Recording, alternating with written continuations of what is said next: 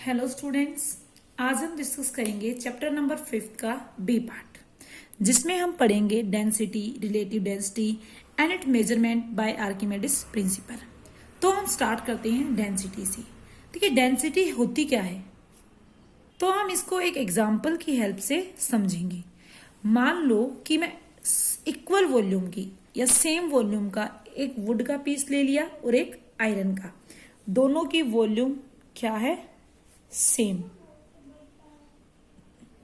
और मैंने इनको वेट किया with the help of a physical balance. तो वेट करने पे मैंने क्या देखा कि इक्वल वॉल्यूम होने के बावजूद जो मास है आयरन वाले का ज्यादा है, आयरन वाले सब्सटेंस का, एज कंपेयर टू वुड वाले सब्सटेंस के।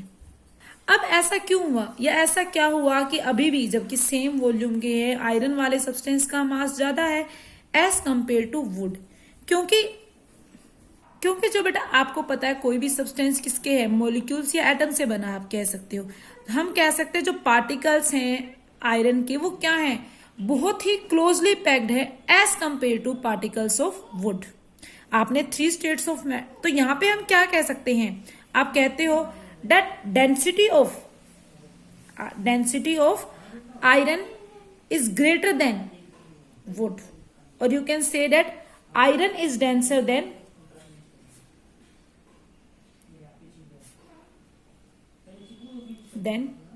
wood। और इसी के अपोजिट बेटा अगर मैं सेकेंड एग्जांपल लू, कोई कॉटन एंड कोई लेड।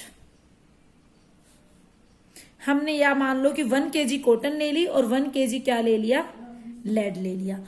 तो आप देखोगे कि इक्वल मास हमने अब की बार क्या लिया है, दोनों का मास क्या है, इक्वल, दैट इज 1 kg। तो दोनों का मास इक्वल होने के बावजूद भी दोनों की वॉल्यूम क्या आएगी, डिफरेंट। हमने देखा दोनों का मास इक्वल होने के बावजूद दोनों की वॉल्यूम क्या आ रही है बेटा, डिफरेंट। तो इसका रीजन भी क्या है कि दोनों की वॉल्यूम डिफरेंट आ रही है, क्योंकि जो लेड के पार्टिकल्स हैं वो क्या है, क्लोजली पैक्ड हैं, जबकि जो कॉटन के हैं वो क्या है, लूजली पैक्ड। तो यहां पे हमें क्या पता चला, दैट लेड इज, जो लेड है वो क्या है, इज डेंसर देन कॉटन। हम यही कहते हैं कि लेड क्या है आपकी, कॉटन से डेंसर है। तो यहां से बेटा हमने 2 कंक्लूजन निकाले कि इक्वल वॉल्यूम के, अगर इक्वल वॉल्यूम के हम डिफरेंट सब्सटेंस लेते हैं तो हो सकता है उनका मास सेम हो और डिफरेंट भी हो सकता है। इसी तरह से अगर इक्वल मास के हम 2 सब्सटेंस लेते हैं, हो सकती है उनकी वॉल्यूम इक्वल हो और अनइक्वल भी हो सकती है। तो इन्हीं सभी पे बेस्ड हमारे पास एक term I, that is density. Density क्या होती है, density of a substance, density क्या होती है, मास अपॉन में वॉल्यूम। और वी कैन राइट एज कि जिस सब्सटेंस की हम बात कर रहे हैं, मान लो लेड की हमें डेंसिटी निकालनी है, तो हमारे पास क्या होगा, density of a substance equal to क्या होगा, मास ऑफ द सब्सटेंस। कौन सा सब्सटेंस लेंगे, अगर लेड की बात कर रहे हैं तो आपका लेड ही होगा, अपॉन में वॉल्यूम ऑफ द सब्सटेंस। तो एक तरह से डेंसिटी क्या है, density of a substance the mass per unit volume. और अगर सिंपली मैं कहना चाहूं, हम कह सकते हैं डेंसिटी क्या है, compactness of matter per unit volume of that substance, कि वो मैटर कितना कॉम्पैक्ट है पर यूनिट वॉल्यूम में, उससे हमें क्या पता चलता है, डेंसिटी। अगर इसको इन चीजों को भूल के मैं एक सिंपल एग्जांपल देना चाहे कि मान लो फॉरेस्ट है 2, this is forest number 1 and this is second. दोनों का एरिया सेम है, दोनों का एरिया सेम है। इसमें जो ट्रीज हैं कुछ इस तरह से हैं, बहुत ही ज्यादा, जबकि इसमें जो ट्री हैं कुछ इस वे से हैं। मैं इस फॉरेस्ट 1 में ट्रीज क्या है, ज्यादा है एज कंपेयर टू फॉरेस्ट 2। तो आपसे कोई पूछता है कौन सा फॉरेस्ट ज्यादा डेंस है, तो आप क्या कहोगे, दिस इज डेंस फॉरेस्ट। और more dense forest and this is less dense forest. तो हमें क्या पता चला, किससे देख के आपने बताया, वॉल्यूम भले एरिया भले ही सेम है, बट यहां पे कॉम्पैक्ट मैटर क्या है, ज्यादा है, मास ज्यादा है, एक तरह से ये मान लो एज कंपेयर टू दिस। तो हमें क्या पता चला, वॉल्यूम एरिया सेम होने के बाद यहाँ पे ट्रीज ज्यादा है, ज्यादा कॉम्पैक्ट है, तो ये हमारा क्या है, ज्यादा डेंस। इसी तरह से मान लो मेरे पास एक कोई प्लास्टिक की बोल है, अगर प्लास्टिक की बोल है तो उसमें प्लास्टिक के मॉलिक्यूल्स, एटम्स होंगे उस सब्सटेंस के, तो वो क्या है, उन मैटर्स की कॉम्पैक्टनेस के हिसाब से हम डेंसिटी बता रहे हैं। क्या होगा, compactness of matter per unit volume of that substance. जैसे हम बात करते हैं that density of solid is greater than density of liquid, that is gases. Solids क्या है आपके, जिनकी डेफिनेट शेप है एंड साइज है, और जिनके मॉलिक्यूल्स के बीच में भी फोर्स ऑफ अट्रैक्शन क्या होता है, बहुत ज्यादा होता है, स्ट्रॉन्ग फोर्स ऑफ अट्रैक्शन होता है, जिसकी वजह से वो बंधे रहते हैं। जबकि हम लिक्विड की बात करें, लिक्विड में तो हम क्या कह सकते हैं, चिपके रहते हैं सॉलिड से मॉलिक्यूल में, इस कॉम्पैक्टनेस के कारण ये क्या है, इनकी डेंसिटी ज्यादा होगी। जबकि हम लिक्विड्स की बात करें तो लिक्विड की कोई डेफिनेट शेप नहीं होती, क्योंकि यहाँ पे जो फोर्स ऑफ अट्रैक्शन होता है मॉलिक्यूल्स के बीच में, वो बहुत कम होता है एज कंपेयर टू सॉलिड्स। जबकि हम गैसेस की बात करें तो गैसेस में तो क्या होता है, फोर्स ऑफ अट्रैक्शन मॉलिक्यूल्स में बहुत ही कम होता है और बहुत ही दूर दूर होते हैं। तो हम क्या देख रहे हैं सिंपली कि डेंसिटी क्या होती है, mass of the mass upon में volume. Another important thing, density क्या है, it is a scalar quantity.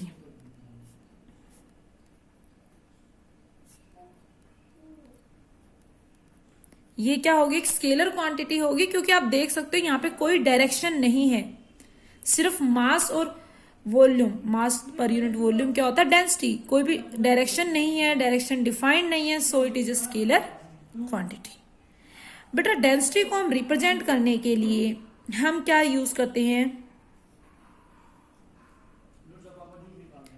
हम सिंबल यूज करते हैं, या तो डी, स्मॉल डी, और रो। इसको हम क्या बोलते हैं, रो। हम मोस्टली रो से ही यूज करते हैं। तो हमारे पास हम डेंसिटी क्या होगी, density of any substance is mass of that substance which is represented by capital M, and volume of that substance that is represented by capital V. Okay, अब हम डेंसिटी की यूनिट की बात करते हैं। तो डेंसिटी की यूनिट क्या होगी बेटा, यूनिट ऑफ डेंसिटी क्या हो जाएगी, यूनिट ऑफ मास अपॉन में यूनिट ऑफ वॉल्यूम। मीन्स अगर हम एसआई सिस्टम में बात करें, डेंसिटी की यूनिट क्या होगी, यूनिट ऑफ मास क्या होती है बेटा, मास के एसआई में क्या यूनिट होती है, केजी, एंड वॉल्यूम की क्या होगी, वॉल्यूम क्या होती है, length breadth into height, means metre cube.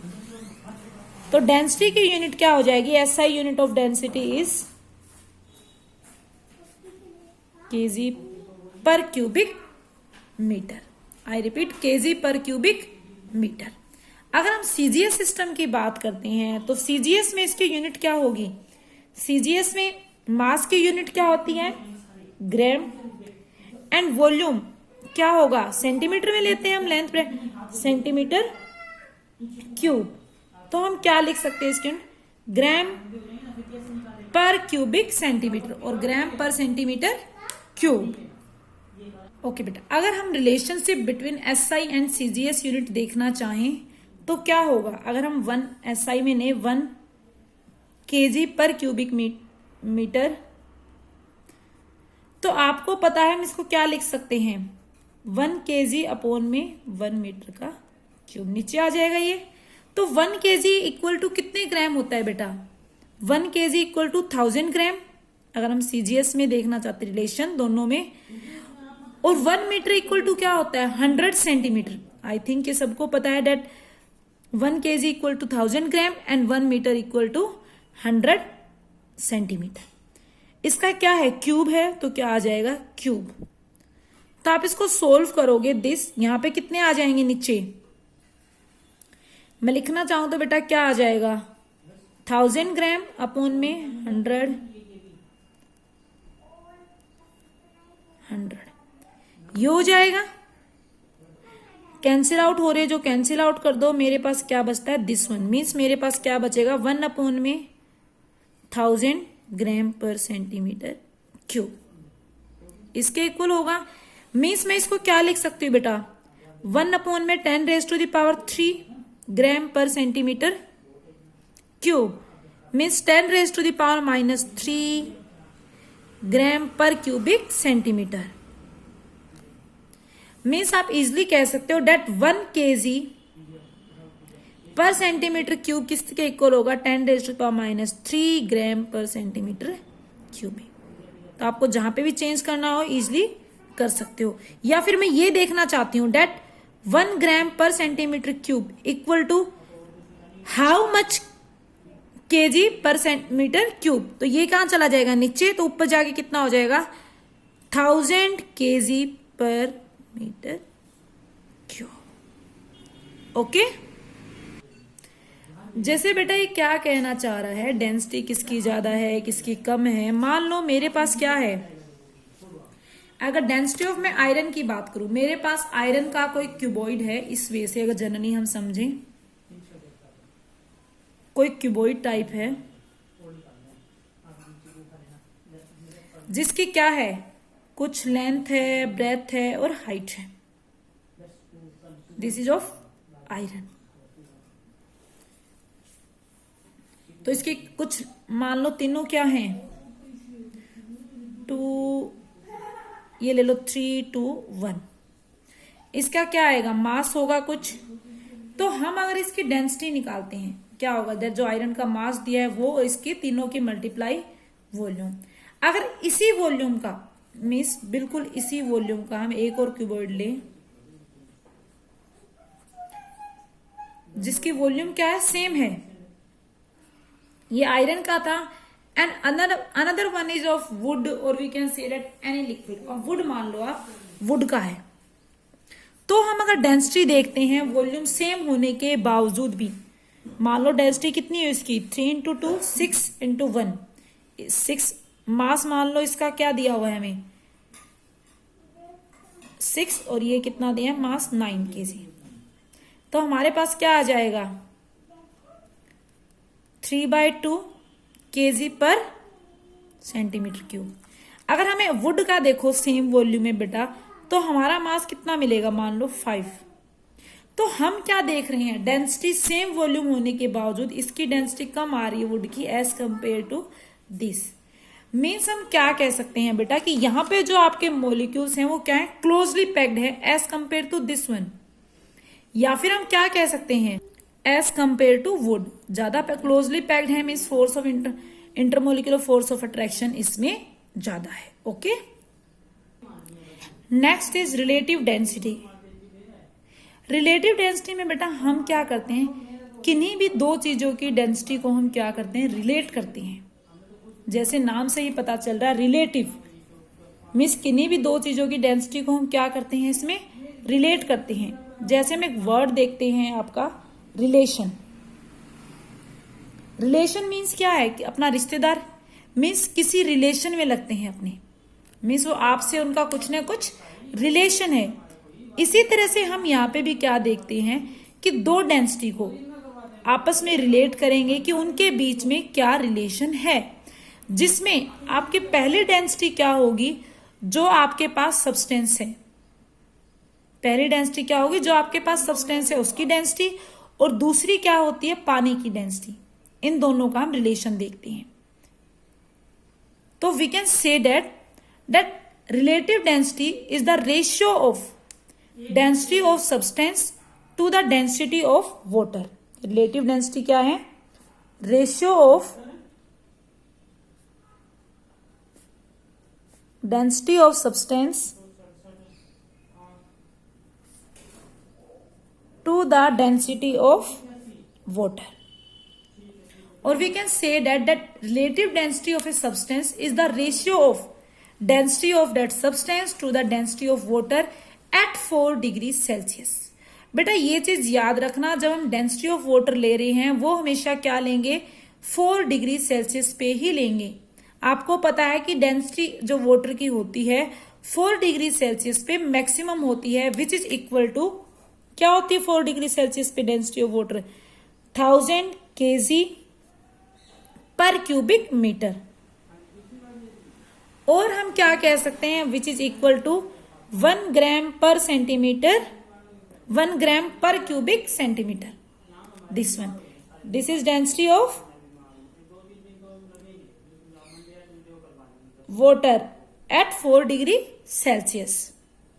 Means हम क्या कह सकते हैं, that relative density, it is relative density, ये क्या होगी, डेंसिटी ऑफ सब्सटेंस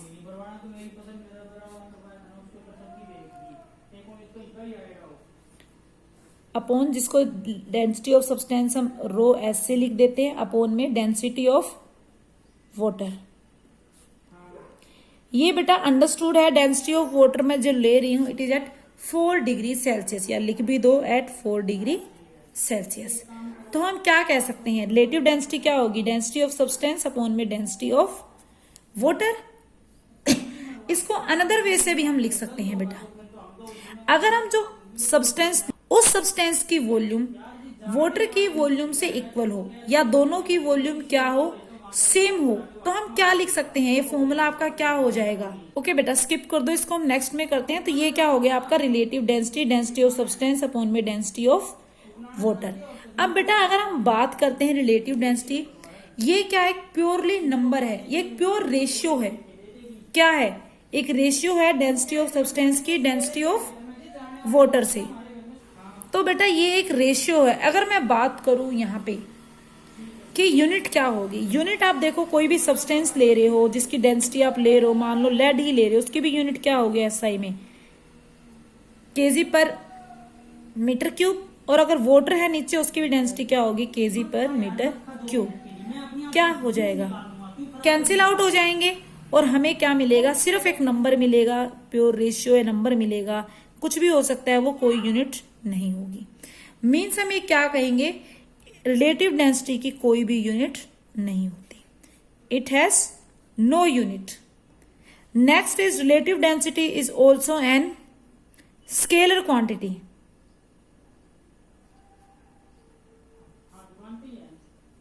इसकी कोई भी डायरेक्शन नहीं है, इट हैज ओनली मैग्नीट्यूड, सिर्फ क्या है, वैल्यू है। अगर हम इक्वल वॉल्यूम की बात कर रहे हैं, अगर कोई भी सब्सटेंस है एक और उसकी रिलेटिव डेंसिटी हमें निकालनी है और जिनका वॉल्यूम इक्वल है, तो हमें एक तरह से क्या कह सकते हैं कि सब्सटेंस का मास पानी के मास से जितना ज्यादा होगा वही उसकी क्या होगी, रिलेटिव डेंसिटी। तो बेटा कोई भी दो सब्सटेंस हैं जिनकी क्या है, हम कह दें कि जिनकी वॉल्यूम सेम है, मतलब वाटर और कोई एक सब्सटेंस और है, तो वॉल्यूम सेम है तो डेंसिटी क्या हो जाएगी, मास ऑफ दैट सब्सटेंस अपॉन में मास ऑफ वाटर, एक तरह से यही होगी। तो हम इस केस में क्या देखेंगे कि हम क्या कह सकते हैं कि सब्सटेंस का मास पानी के मास से जितना ज्यादा होगा वो उसकी क्या होती है, रिलेटिव डेंसिटी। मीन्स अगर मैं सिंपल लैंग्वेज में मैं कहना चाहूं, इक्वल वॉल्यूम के कोई दो चीजें हैं मेरे पास, ये थोड़ी ज्यादा बन गई, चलो इक्वल वॉल्यूम मान लो आप, और इसका मैंने मान लिया वाटर का क्या है, मास 10 kg, वॉल्यूम सेम ले रखा है हमने, और ये कितने का है, 50 kg। तो वॉल्यूम सेम है तो रिलेटिव डेंसिटी क्या आ जाएगी इसकी, आप देखोगे 5। तो मीन्स क्या हुआ कि सब्सटेंस का मास पानी के मास से जितना ज्यादा है वही उसकी क्या है, रिलेटिव डेंसिटी। ओके।